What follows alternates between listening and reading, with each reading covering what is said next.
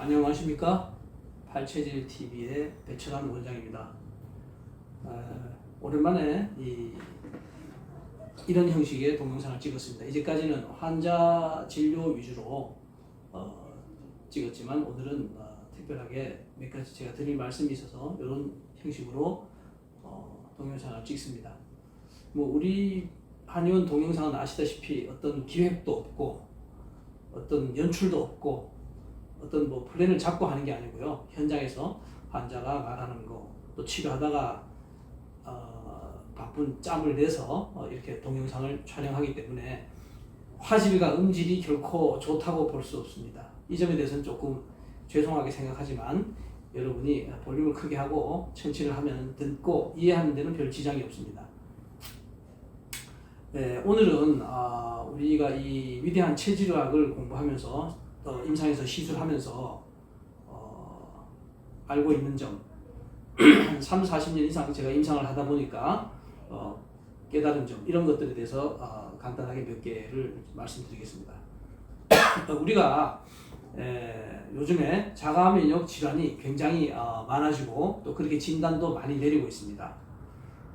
섬유근육통이라든지 류마티즘이라든지 쇼그렌 증후군이라든지 피부 근육염이라든지 또는 다발성 전신경화증이라든지 어떤 혈관염이라든지 또 요새 진단이 흔히 많이 하고 있는 CFS 즉 만성 피로 증후군 이런 거라든지 이런 병들은 지금 자가면역 질환이라고 진단을 내려서 특별한 치료법도 없고 또 치료도 잘 안 되고 기껏해야 스테로이드를 준다든지 항생제를 준다든지 이렇게 해서 이제 치료하는데 그렇게 되면 몸이 이제 망쳐지게 되죠.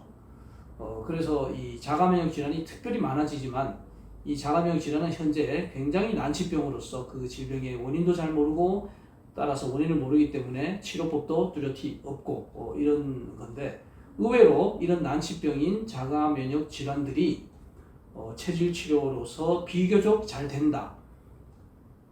양방적인 방법보다는 비교적 잘 된다, 훨씬 더 잘 된다, 이렇게 말씀을 드릴 수 있습니다. 그 이유는 이렇습니다. 자가면역 질환은요,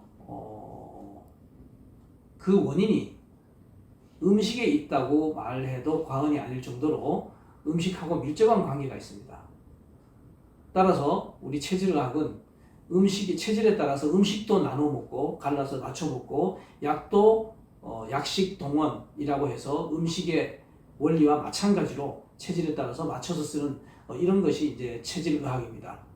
그래서 이 음식이 원인이라는 것이 자가면역 질환에 매우 큰 비중을 차지하고 있다는 것이 현재 우리가 체질의학을 연구하는 한의사들의 결론입니다. 그래서 음식을 맞춰 보지 않고 특히 자기 체질에 맞지 않는 탄수화물을 많이 먹게 되면 탄수화물 중독이 오죠. 탄수화물 중독이 오면은 그 과정에서 AGE라는 몸에 염증을 일으키는 것들이 염증 세포들이 많아집니다. 그래서 그것들이 자가면역적으로 병을 일으키고 세포를 공격하고 몸에서 염증을 일으키기 때문에 자가면역 질환이 오고 많은 내과적인 질환들, 많은 소화기 질환들 이런 것들은 음식과 관계가 매우 밀접합니다.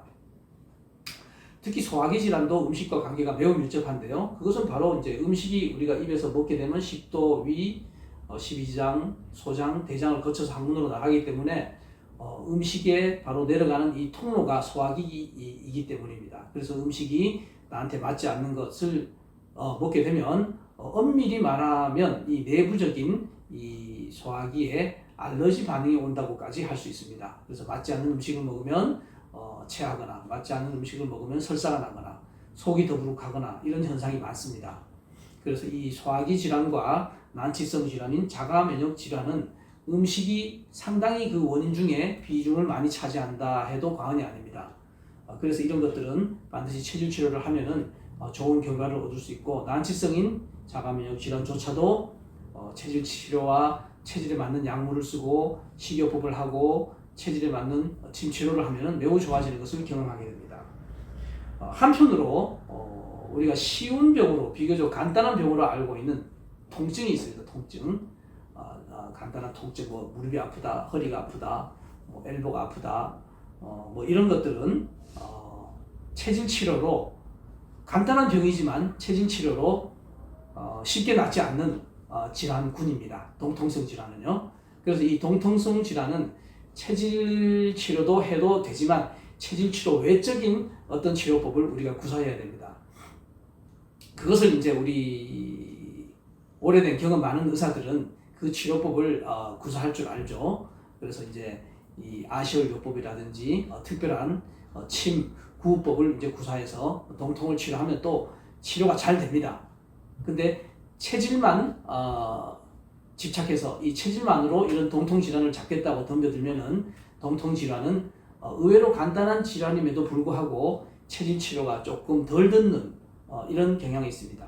그것은 이제 이유가 또 이렇죠. 아까 얘기한 그 위소화기 질환이라든지 난치병인 자가면역 질환은 음식이 원인이라는 식원성이라는 이런 의미가 많다고 그랬는데요. 이런 통증은 음식도 음식이지만은 외부적인 요인이 있습니다. 통증은 예를 들면 교통사고로 다쳤거나 또는 운동을 과다하게 해서 하중이 실려서 무릎이 아프거나 또는 뭐 주부들이 이 손목을 많이 해서 사용해서 이런 이제 관절의 문제, 인대에 문제가 오거나 골프 치는 분들이 열심히 너무 연습을 하거나 운동을 많이 해서 이런 골프 엘보들이 온다든지 또는 자세가 나빠서 오는 이런 근골격계의 통증들은 음식과 관계성이 유관성이 아까 얘기한 자가면역 질환이라든지 이런 질환이라든지 소화기 질환에 비해서는 음식의 연관성이 적습니다.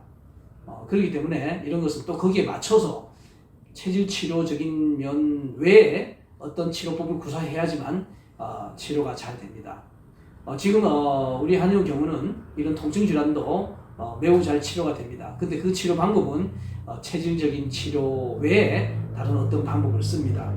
그래서 이런 것은 병의 원인에 따라서 병의 종류에 따라서 체질적으로 접근할 것인가 아니면 다른 방법으로 접근할 것인가 이런 치료법이 달라져야만 합니다.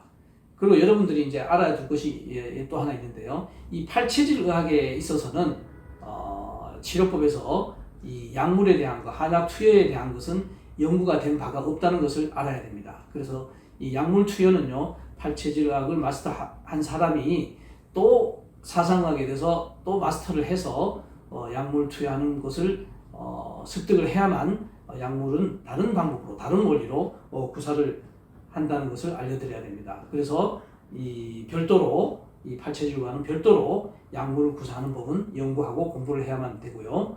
또 이 통증은 팔체질 의학만 가지고는 미흡하다 이런 말씀을 드려서 다른 침구적인 치료 방법을 연구한 이런 한의사한테 침을 맞거나 치료를 받아야만 더욱 효과적인 것을 우리가 깨달을 수가 있습니다.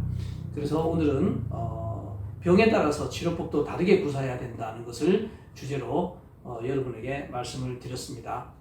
시청해 주셔서 감사합니다.